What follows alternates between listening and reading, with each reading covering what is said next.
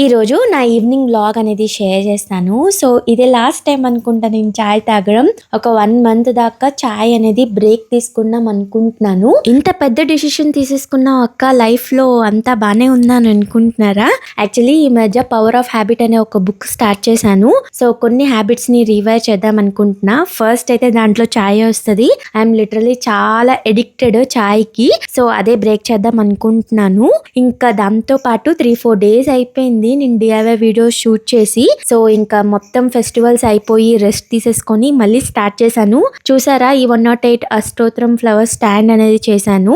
Gap తీసుకున్న తర్వాత ఇదే ఫస్ట్ డిఐవై. ఇంకా ఆఫ్టర్నూన్ నాప్ నుంచి యుక్తిక కూడా లెగిస్తే దానికి స్నానం చేపించి ఈవినింగ్ మీల్ కూడా తినిపించి అలా వాకింగ్ కూడా వెళ్ళాము.